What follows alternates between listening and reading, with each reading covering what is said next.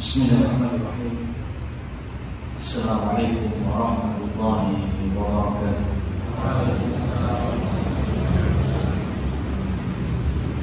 Alhamdulillah wa kafa. Wassalatu wassalamu ala rasulina Mustafa. Asyhadu an la ilaha illallah wa asyhadu anna Muhammadan abduhu wa rasuluh. Allahumma shalli wa sallim ala nabiyyina Muhammad. Amma ba'du. Rekan-rekan sekalian, muslimin muslimat yang dirahmati oleh Allah Subhanahu wa taala. Alhamdulillah, kita bersyukur pada pagi hari ini dengan berkumpulnya dalam rangka majelis ilmu, dan Allah Subhanahu wa taala sedang memilih kita di antara hamba-hambanya di dalam kebaikan, di dalam ketaatan.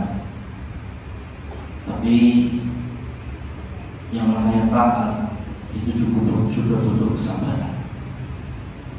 Oleh karena itu, rekan-rekan sekalian, kalau kita sholat sedang malas, ya tetap harus sholat. Kita dalam kondisi situasi siang di bulan Ramadan, lapar, ya tetap harus puasa. Maka ketika rumah besar kita, yaitu Thayyibah Group, memberikan pelayanan, di antaranya arahan dalam bentuk rohani dengan adanya kajian. Ya, kalau rotok aras-arasen, rotok ngantuk, yo aslinya digawe tidur. Maka hari ini coba ya rekan-rekan sekalian, kalau biasanya main HP, bukannya ada kajian tapi cuma main yo, madek sih. Ya, yang biasanya ini kan biar kesini semuanya itu biar gak senderan. Jadi tolong yang belakang juga jangan senderan.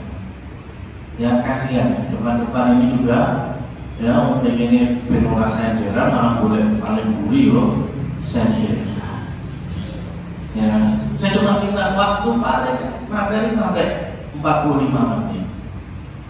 Habis itu kalau ada tanya jawab, kalau enggak selesai 45 menit dong. Empat ngeritek kau. Ya, kalaupun agak ya ngantuk boleh izin dulu berwudu.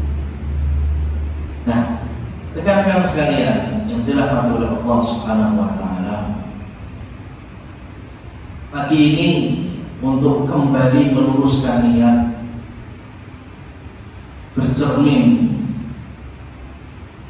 kita ini diciptakan oleh Allah Subhanahu wa taala dengan tanggung jawab beribadah, dengan tanggung jawab beriman seutuhnya kepadanya Subhanahu wa taala. Maka penting untuk kita ketahui keutamaan kita itu bertauhid. Di dalam Quran surat Al-An'am, Allah Subhanahu wa taala berfirman, innal ladzina amanu wa lam yalbisu imanahum bidzulmin ulaika lahumul amnu wa hum muhtadun. Ini satu ayat ini yang akan kita ambil kandungannya pada pagi hari ini. Innal ladzina amanu, mereka orang-orang yang beriman, walam yalbisu imanahum bidzulmin, yang tidak mencampuri keimanan mereka dengan kezaliman, ulaika lahumul amn, maka mereka lah yang oleh Allah Subhanahu wa taala berikan keamanan, ketentraman, dan mereka adalah orang-orang yang Allah berikan petunjuk. Ini terjemahan secara tekstual ini. Nah, ayat ini kemudian ditafsirkan oleh para ulama. Innal ladzina amanu, yaitu orang-orang yang beriman.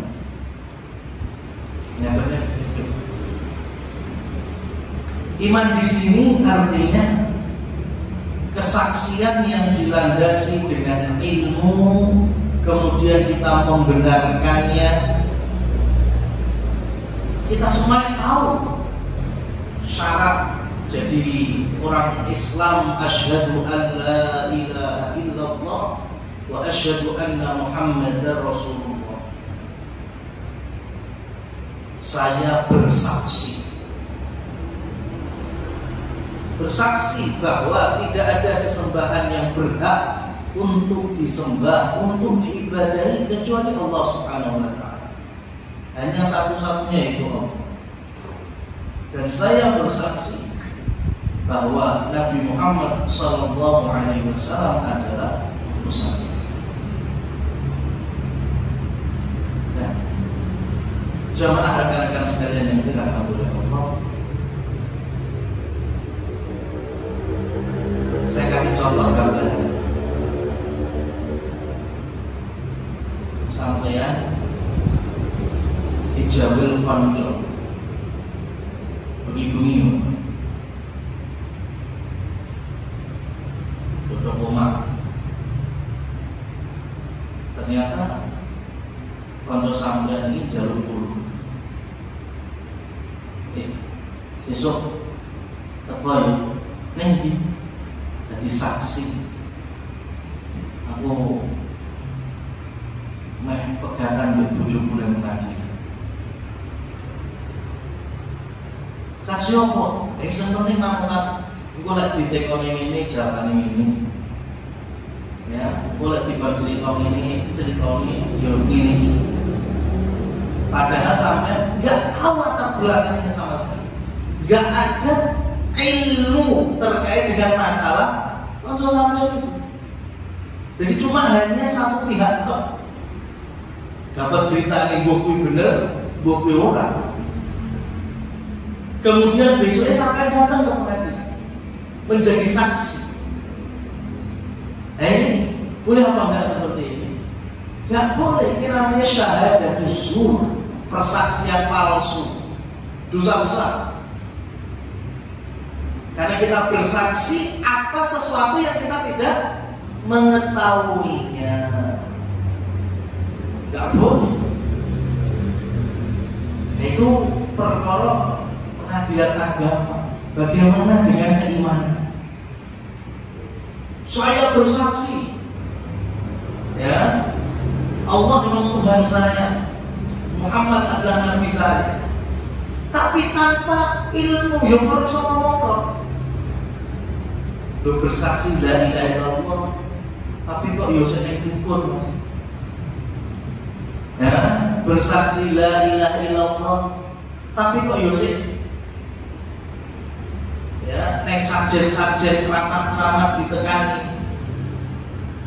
Ya, jari la ilaha illallah wa asyhadu anna Muhammadar Rasulullah, tapi kok Nabi merintah apa, ya, kita malah jauh dari perintahnya.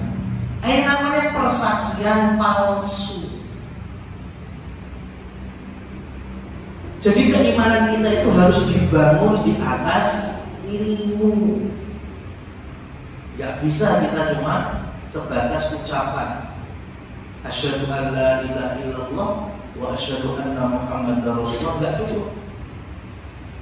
Karena iman itu mulai dari kerentet jiwa di hati itu kita yakini, baru kemudian kita ucapkan ya syahadat itu tadi.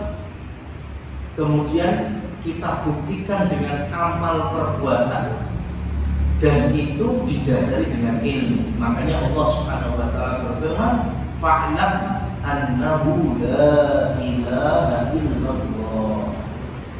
ilmuilah berkaitan dengan la ilaha illallah. Fenomena dan kenyataan rekan-rekan sekalian yang dirahmati Allah, kalau kita ini hanya mengais sebuah keutamaan tapi tidak mengerti kandungannya, jatuhnya seperti tadi.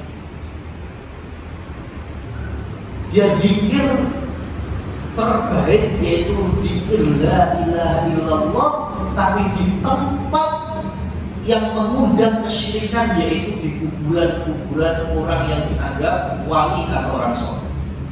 Ini kan jelas kontradiksi sekali. Ya, mengucapkan zikir la ilaha illallah tapi berseberangan dengan ancaman keras dari Rasul. La'anallahu al-yahud wan nasara ittakhadhu qubur anbiya'ihim masajid. Allah melaknat, Allah murka dengan orang Yahudi, dengan orang Nasrani, karena mereka menjadikan kuburan-kuburan para nabi, orang-orang soleh itu sebagai tempat ibadah. Tahu keutamaan zikir la ilaha illallah, tahu keutamaan berbakti kepada orang tua, tahu keutamaan sedekah, tahu keutamaan amal soleh, ucapan yang baik, membantu sesama, tahu itu keutamaannya, semuanya tahu. Cuma masalahnya dia tidak mengerti bahwa semuanya ini harus dilandasi dengan tauhid. Ya, infaknya banyak, tapi kok ternyata dia menyekutukan Allah Subhanahu wa Ta'ala. Amalannya di mana-mana jariah nih, tapi kok ternyata profesi dia dukun. Ya sama sekali gak ada manfaat. Itulah gunanya innal ladzina amanu, orang-orang yang beriman dengan landasan ilmu. Jadi tauhid, jadi orang muslim. Ya, itu orang tempur terus harus dari Allah besar.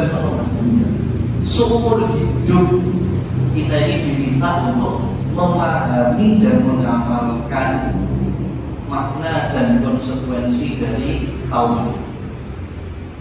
Ya, dan merasakan nanti dampaknya dalam kehidupan. Tenang, kalau kemerungsung, ya, apapun hirup pikuk dunia.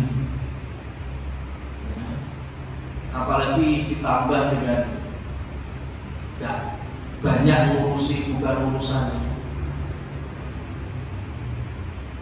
Makanya kemarin itu saya ketemu rekan dai, dia ngajak ngobrol politik.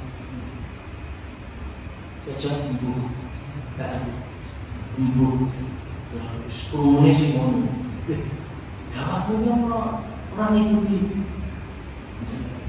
Acara debat hari belas jadwalnya kamu, ayo mau betul, ya, memang, ya. Sekarang bayangkan ketika zalim, karena tadi kan lanjutan ayatnya, innal ladzina amanu wal ladzina lam yalbisu imanahum, yaitu orang-orang yang tidak mencampuri atau mengotori imannya bidulmin, kezaliman. Nah, kezaliman itu rekan-rekan sekalian, kezaliman itu ada tiga tingkat. Ya, tingkat yang paling pertama, yang paling dhuwur itu adzulmu ilallah, zalim kepada Allah. Apa itu? Ya syirik itu. Syirik itu bentuk kezaliman terbesar. Dan inilah makna kandungan dari Quran surah Luqman, inna syirka la dzulmun adzim. Maka jauhi sejauh-jauhnya Ini yang nggak bisa kita bangkit, membangun, menang perkara ini. Abu Bakar As-Siddiq radhiyallahu anhu itu menggantikan Rasulullah di saat beliau wafat. Kurang lebih memimpin kaum muslimin itu 2 tahun. Manusia terbaik sesudah Nabi Muhammad itu Abu Bakar. 2 tahun memimpin, bisa bangun kalau bangunan, bisa memperluas wilayah kalau perluasan. Padahal pemimpinnya manusia terbaik. Kenapa? Karena selama 2 tahun itu fokusnya dan perhatiannya Abu Bakar As-Siddiq hanya memurnikan tauhid. Kenapa? Karena hari itu muncul nabi palsu. Hari itu banyak orang murtad. Hari itu banyak orang yang nggak mau bayar zakat. Mereka meyakini zakat cuma wajib di zaman Nabi Muhammad SAW hidup. Itu fokusnya. Ya. Gimana caranya mereka itu bisa balik bener akidah, didakwai, sing gelem tobat diterima tobatnya, sing gak gelem diperang. 2 tahun terus itu. Karena ini kezaliman terbesar, yaitu zalim kepada Allah Subhanahu wa Ta'ala. Gak bisa bangun. Dan beberapa puluh tahun berikutnya nanti, ketika kaum muslimin ada pada kekhilafahan dinasti Umayyah, salah satu pemimpinnya adalah Umar bin Abdul Aziz rahimahullah. Umar bin Abdul Aziz itu memimpin kaum muslimin itu juga kurang lebih 2 tahun. Sama masa jabatannya dengan Abu Bakar. Tapi perluasan kaum muslimin, ya, wilayah Islam di mana-mana, bangun kantor tambah, ya, kebijakan-kebijakan yang maslahat tambah banyak, tunjangan kaum muslimin tambah besar, bahkan sampai merasa makmur semuanya, minder kalau disebut sebagai mustahik zakat. Jadi kalau pas pembagian zakat kok didodoki omahe, itu merasa gak cocok, gak pantas. Aku ini cukup kok mau zakat, ya. Semuanya terasa muzaki bukan mustahil. Masya Allah, itu selama 2 tahun. Dan kuncinya adalah karena di zaman Umar bin Abdul Aziz tidak ada penyimpangan dalam hal tauhid. Kalau sekte-sekte menyimpang, kalau ya ini tidak menampakkan diri sampai muncul di permukaan, diperangi sama Umar bin Abdul Aziz. Belum muncul pun mereka akan melakukan. Nah kalau yang dosa-dosa maksiat juga banyak, kan? Ngapusi utang rambaya, ya jegal konco ya tetep ono, ya. Tapi satu tauhidnya terjaga, ya, tauhidnya terjaga. Karena kuncinya di sini. Kata Jabir bin Abdullah ketika turun ayat surat Al-An'am ini tadi, apa kata beliau? Ayyuna lam yadzim nafsahu. Ya Rasulullah, memang ada di antara kita yang tidak melakukan kezaliman, ya, apalagi kezaliman kepada sesamanya. Kata Nabi, bukan itu maksudnya. Yang dimaksud zalim di sini adalah kesyirikan. Maka perhatikan ini, 2 tahun sama-sama waktu memimpin, tapi di zaman Abu Bakar tidak bisa membangun, zaman Umar bin Abdul Aziz pembangunan di mana-mana, sejahtera, sukses. Dan ini menjadi barometer kapanpun muslimin di suatu wilayah tauhidnya aman, akidahnya aman, insya Allah makmur, ya, insya Allah makmur. Tapi sebaliknya, kalau musliminnya di suatu wilayah lemah akidahnya, bobrok akidahnya, maka yang terjadi kelemahan, kerendahan, Allah kalahkan, gak iso bangun. Bangun dalam arti bangun beneran di atas kemakmuran ya, bukan bangun di atas utangan, bukan, yang bangun bener, ya, karena sukses sehingga bisa membangun di mana. Rekan-rekan sekalian yang dirahmati oleh Allah Subhanahu wa Ta'ala, maka tolong digenggam betul, dicekel betul yang namanya tauhid, dan jauhi betul yang namanya syirik. Sampean atau di rumah yang masih ada jimat, ya, masih ada raja-raja umum, hilangkan, ya, dibom, dipendem, buang, ya, jangan sampai di sekitar kehidupan kita ada barang-barang yang berpotensi menjerumuskan kita kepada kesyirikan. Gak bakal tenang ya nanti. Makanya kalau ada di YouTube salah satu tokoh agama mengatakan bahwa gak usah mirip-mirip no keris. Keris itu gak ATM itu waduh, ya, sehingga syirik itu gue udah duit ATM, duit tapi pikiranmu ya akhirnya dunia tok, melalaikan Allah, ya berarti syirik via ATM kan gitu. Waduh keris, kalau sampai melalaikan kepada Allah nanti digawe tadi syirik. Lek orang yang sudah doa, maka kami sampaikan tetap rapodo.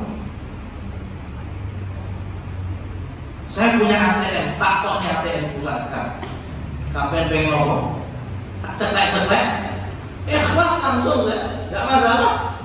Tak ceklek, pengen ngomong, tak ida, bisa saya minta ATM. Ya, artinya dua, ya, mau apa? Yang saya mungkin lebih jorok lagi. Saya bantu toilet, ya, kalau tak kencing ATM, nggak biasa aja, ya, nggak ada rasa apa. Tapi coba tanya orang yang duit keris wani ngomongnya, itu aja.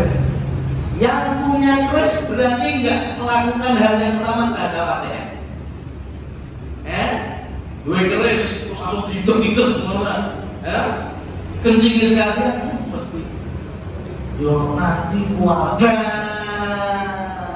Mindset itu yang menjadi dakwahnya Nabi Muhammad Sallallahu Alaihi Wasallam. Itu yang bikin kita ini hatinya ini ora iso legowo, kurang terus, gak iso semeleh, ya, karena kayak gitu.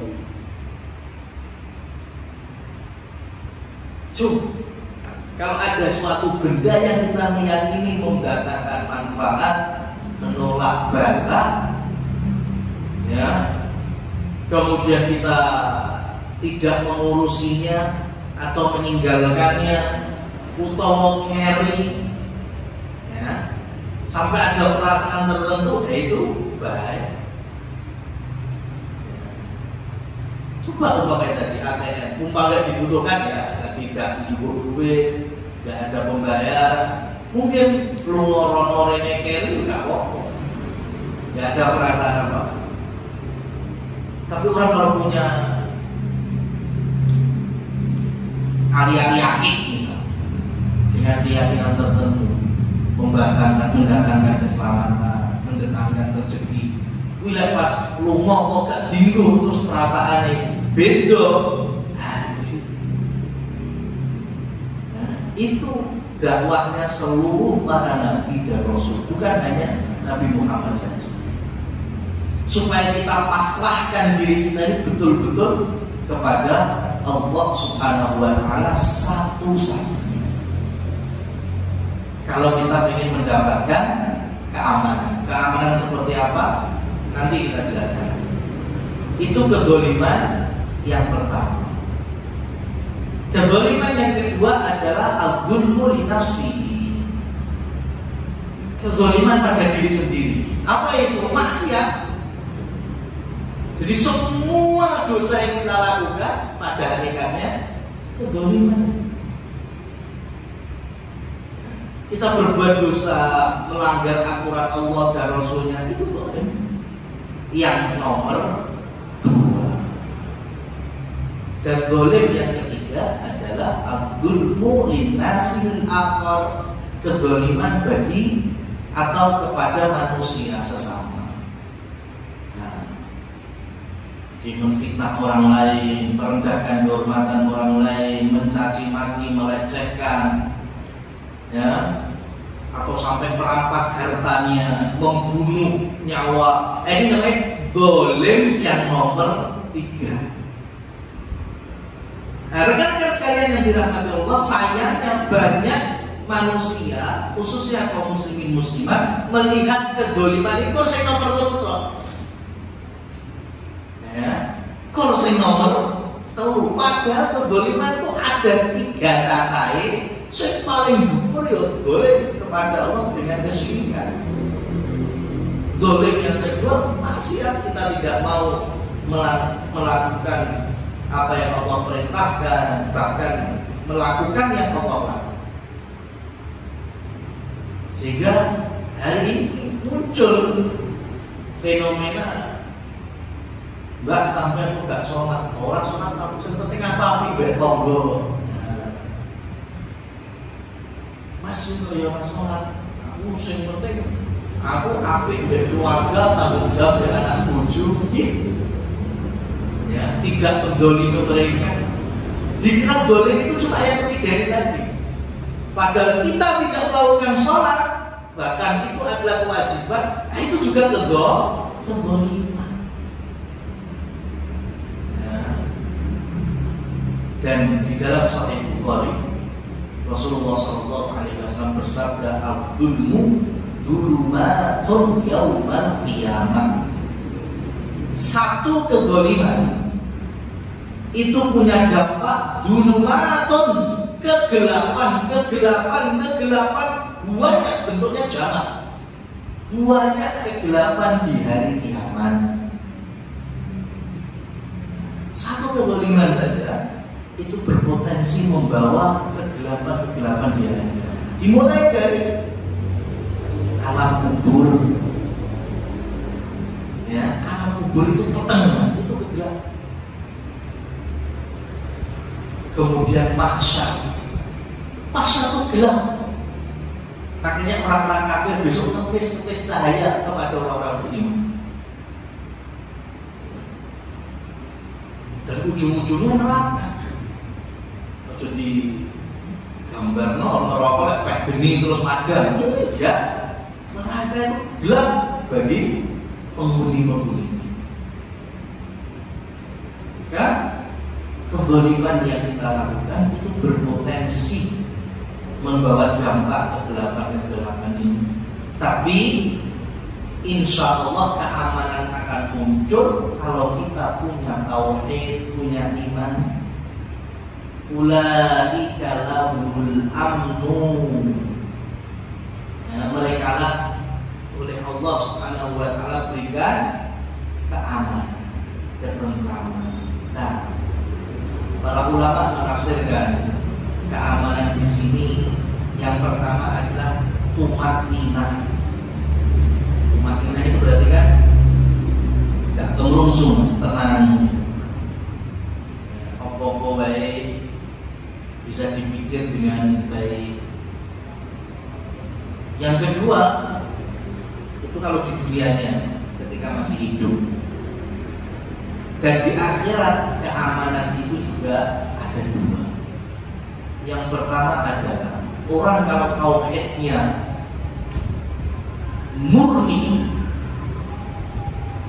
karena iman itu kan yang paling bagus adalah yang kholis.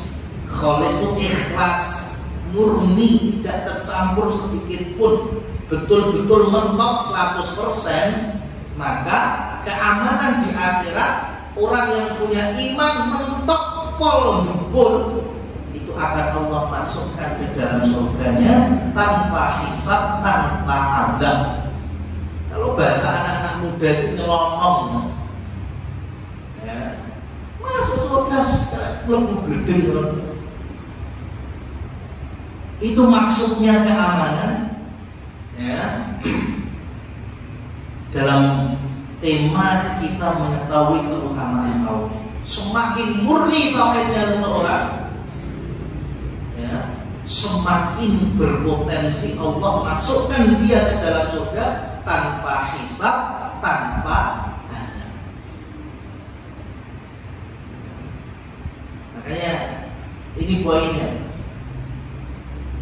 Sampean merasa masalah di dunia seberat apapun, tapi kalau kita bertauhid, tenang, insya Allah ada solusi. Ya, semakin mendekatkan diri kepada Allah. Makanya kan unik, kita semua ini bekerja mencari nafkah, mencari rezeki yang halal, macam-macam, keberkahan dari harta. Coba yang ngeluh babakan seperti ini, kemudian berusaha tambah keras di dalam bekerja sampai melanggar perintah-perintah Allah dan Rasul. Sholat, keri, Jumatan, orang melok, berapa kerja sana? Ya. Mau duhurnya, mau asarnya. Sekarang ini bagi orang yang beriman, ini konslet.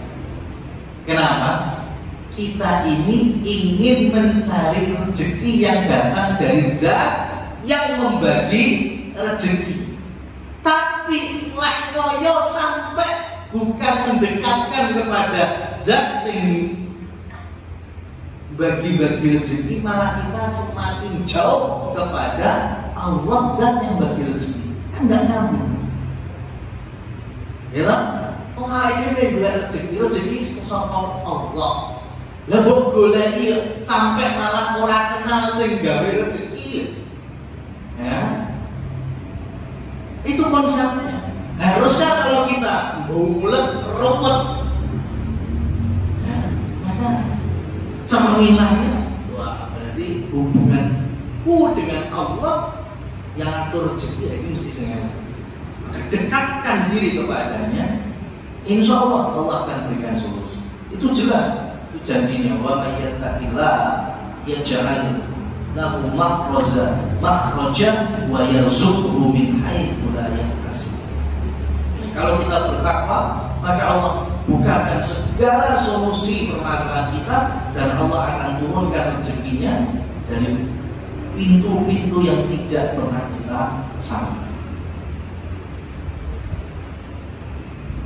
Itu keamanan pertama di usaha. Ya, jangan sampai kita mengotori keimanan kita dengan hal-hal yang merusak. Semakin murni, semakin kita bebas dari hisab dan azab. Keamanan yang kedua bagi orang yang bertauhid dan memahami tauhid ini dengan baik, ya, dia tidak pernah menyekutukan Allah. Tapi yo, jenenge ngomong ngapus ini jan degabus. Dia tidak pernah menyekutukan Allah, nggak pernah syirik. Gak ada percaya sama dukun-dukun ya. 100% dia yakin pada Allah. Tapi sama orang tua itu nah ini kan kepada Allah yang bagus, tapi tetap imannya masih kurang. Tapi selagi punya tauhid, maka besok di akhirat dengan izin Allah semuanya kembali kepadanya Subhanahu wa ta'ala.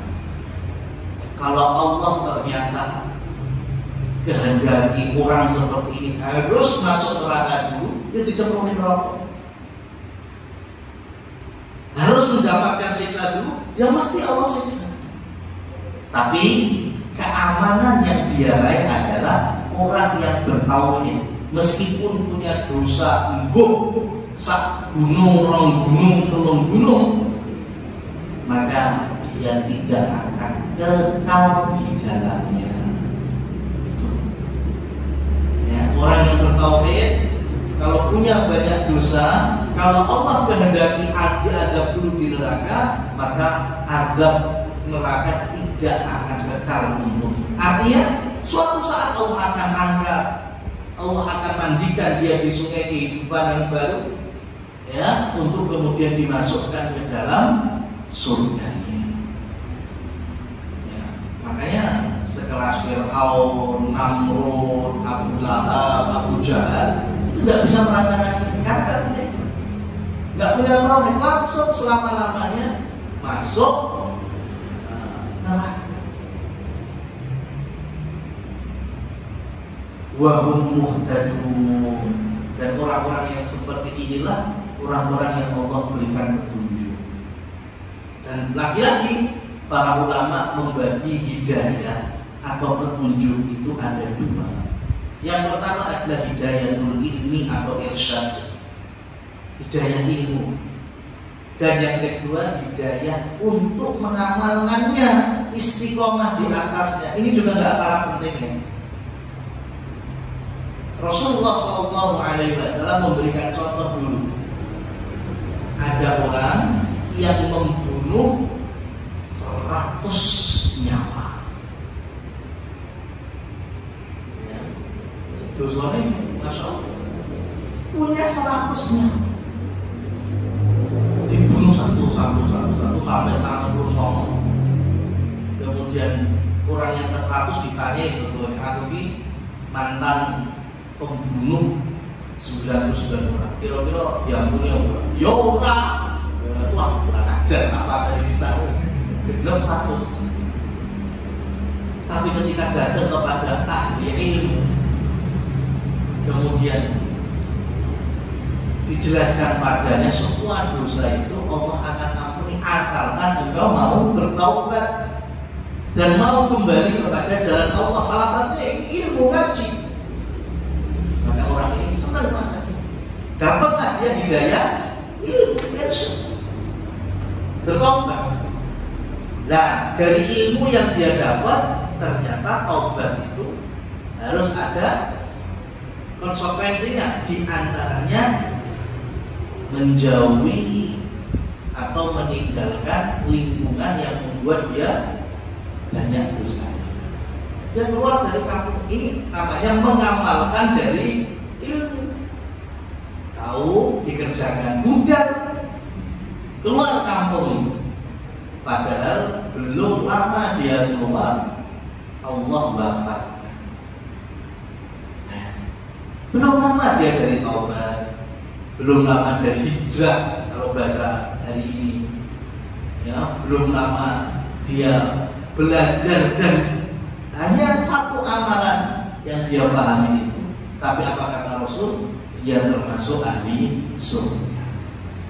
Innal ladzina qalu rabbuna Allah tsumma istaqamu, itu mereka yang mengatakan Allah Rabb kami. Berarti mengilmui tentang Allah, kemudian istiqomah mengamalkan amalan-amalan sampai akhir hayat. Itulah orang yang punya iman murni, yang tidak mencampuri dengan kesyirikan, ya, kemudian dia mendapatkan rasa kenyamanan, ketenangan hati, bahkan di akhirat jaminannya adalah surga, dan selama dia hidup senantiasa dalam arahan dan petunjuk dari Allah Subhanahu wa taala. Oh iya, maksudnya. Ya, orang beriman itu orang yang paling tenang makanya.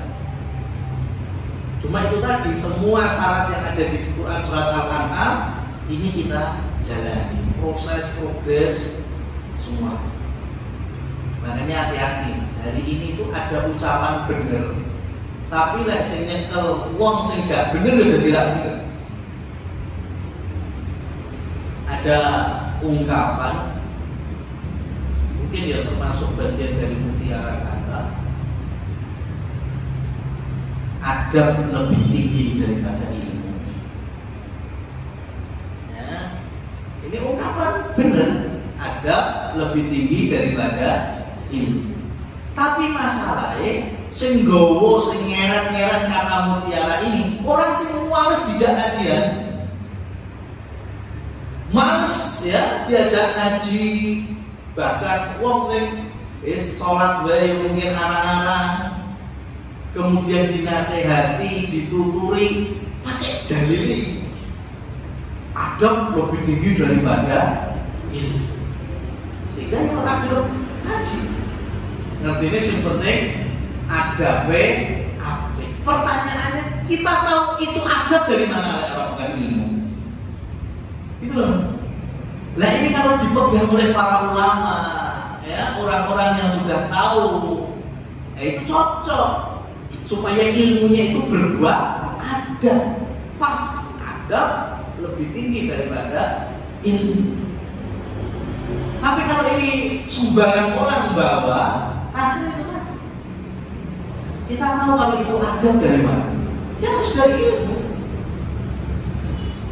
Sehingga dikira kemudian kalau kita berbuat baik kepada tetangga, kepada teman, ya, beradab kepada mereka, bagus. Tapi ketika perayaan mereka kita yang beradab sampai nyelamati barat, ya itu malah gak beradab dari kacamata syariat. Makanya kita tahu itu adab atau tidak dari mana? Dari ilmu. Nah itulah gunanya kita setidaknya minim 1 pekan sekali kita luangkan waktu untuk mendekatkan diri kepada Allah dengan majelis ilmu. Wallahu a'lam bishawab. Demikian materi yang bisa kami sampaikan. Waktu dan tempat kami kembalikan ke pembawa acara. Terima kasih atas yang sudah disampaikan.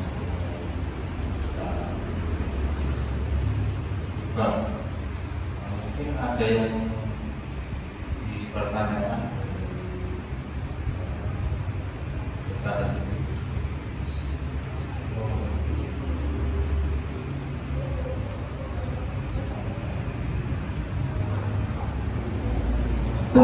Assalamualaikum.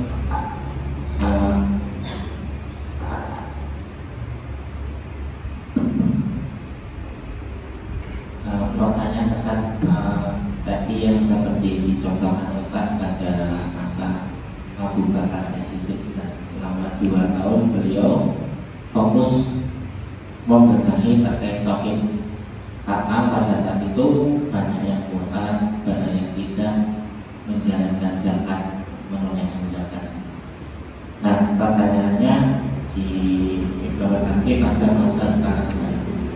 Kalau murtad ya ada, tapi kemungkinan di sini ya tidak sebanyak zaman dulu.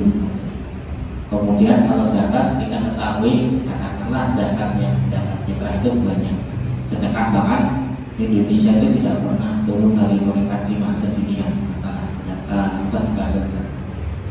Nah pertanyaannya adalah di masa modern ini apakah masih tepat menjalankan perusahaan atau perniagaan itu programnya dengan fokus pada perbaikan tauhid pada seluruh stakeholder atau SDM yang terlibat pada masa sekarang. Sedangkan perilaku atau perniagaan ekonomi yang di sekarang ini ada kekhawatiran bahwa perkembangan bisnis itu persaingannya sangat ketat, bahkan dengan kaum yang disebut kita contoh yang dikawinkan yaitu kaum Yahudi. Jadi persaingan itu sangat ketat dan khawatirnya terjadi kekalahan di bisnis umat Islam itu. Dengan makanya kita berikan target yang mungkin bisa melalainya. Nah pertanyaannya itu tadi dengan fokus tauhid saja apakah tepat seperti itu? Kesalahan saya. Barakallahu fiikum. ketika kita berada di perusahaan, semua stakeholder yang ada di dalam, kalau ada outlet bangunan, gudang, pabrik, itu kira-kira dibangun di bumi ya siapa? Bumi ya Allah. Karyawan semuanya yang ada, pegawai bekerjanya, itu tinggal di bumi siapa? Bumi Allah Subhanahu wa ta'ala. Dan terus kalau masih tinggal di bumi miliknya Allah, terus gak mau bertauhid, pengennya apa? Ya boleh tempat yang itu bukan milik Allah. Ada nggak kira-kira? Kalau nggak mau diatur ya oleh Allah Subhanahu wa ta'ala, ya boleh panggonan yang itu bukan milik Allah. Nggak mungkin ada. Artinya mau sebesar apapun perusahaan, itu memang harus ada fokus sebagai landasan, bukan satu-satunya ya, sebagai fokus concernnya ya, concernnya untuk landasannya itu adalah tauhid. Karena kalau kita sudah benar tauhidnya, itu buahnya pasti amal diantaranya semangat di dalam bekerja, itu buah tauhid. Karena kalau kita sampai pekerjaan ini membuahkan takwa, saya bekerja ya, saya usaha, semoga dengan semangatnya ini Allah berikan pahala semangatnya dalam ketakwaan bekerja. Meskipun saya sudah tahu Allah akan berikan rezeki hari ini banyak dikit, itu yakin Allah yang mengatur. Itu orang yang punya tauhid. Nah, rekan-rekan sekalian yang dirahmati oleh Allah Subhanahu wa ta'ala, apabila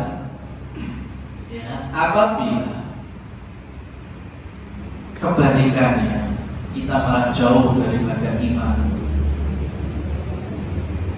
kemudian menonton orang-orang kafir,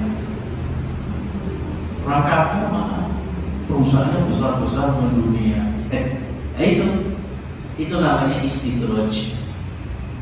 Ya, memang orang kafir itu Allah berikan dunia, akhirat gak untuk belas. Ya, akhirat gak untuk belas. Jadi kalau kita melihatnya itu dengan perusahaan-perusahaan kafir 100%, ya salah. Tapi kita lihatnya harus perusahaan-perusahaan muslimin.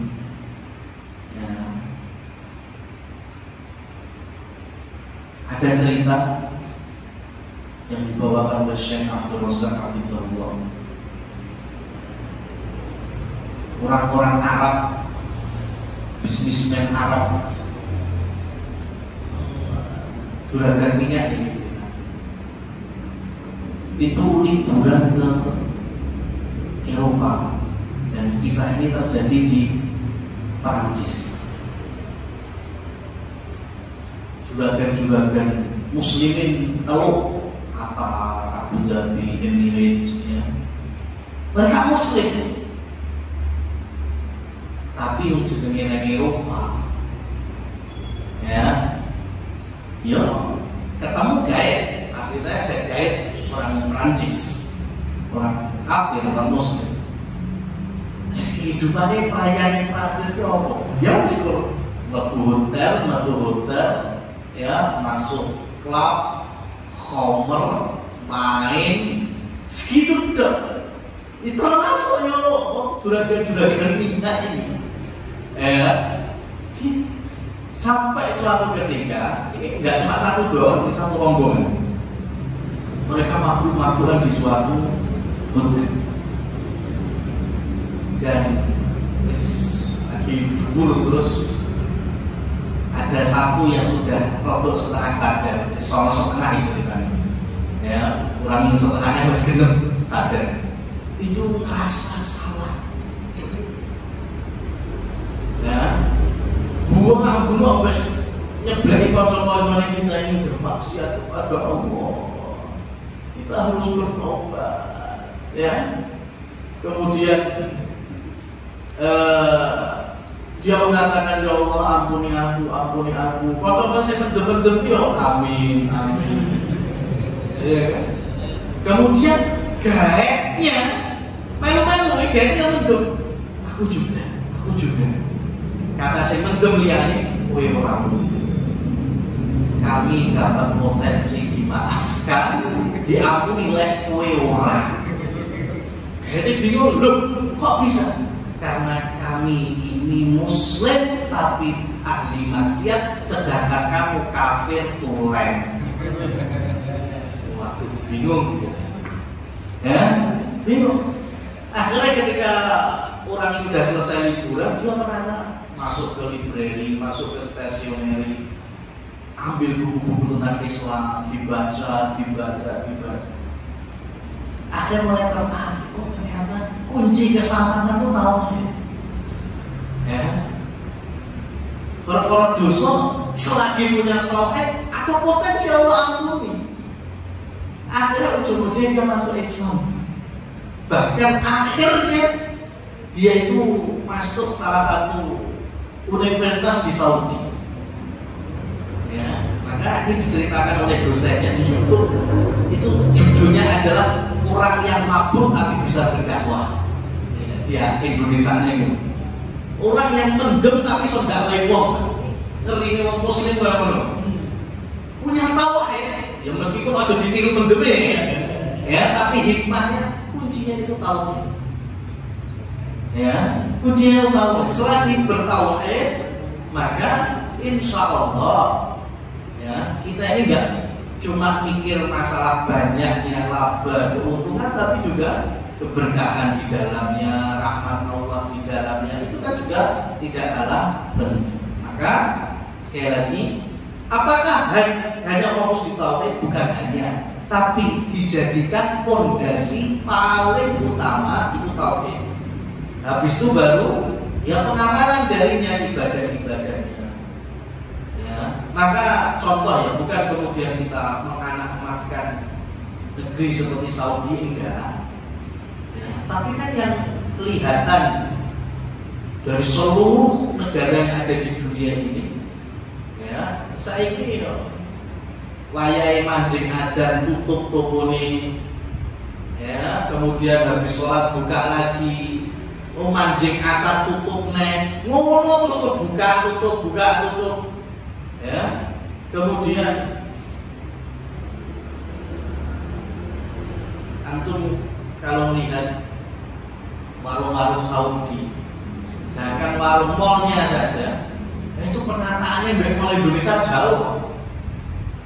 Ya, terus paling lain, terus beli barang-barang. Ya. Artinya kita lebih rapi. Tapi kenapa mereka lebih kaya? Ya karena takwanya. Ya. Apalagi kalau kita mengambil dua-duanya, rapi yo, takwa yo, mesti so ngalami tahu ini. Orang Saudi masya Allah. Dengan legowonya ketika mereka terbiasa laris terkenal, ya, banyak sampai antri-antri. Udah, kalau sudah antrian selesai, tutup langsung aja. Orang datang lagi, sana aja sebelah. Ya, itu orang berkata gitu mas. Sudah rezeki udah lebih cukup hari ini. Ganti dulu. Kalau yang nggak bertauhid, laris boleh terus. Ya, kuwi wae sing sampene sik dicari ndok banyak bosok. Piye carane bener ora enek sing teko tenan. Ha iki ancur-ancuran.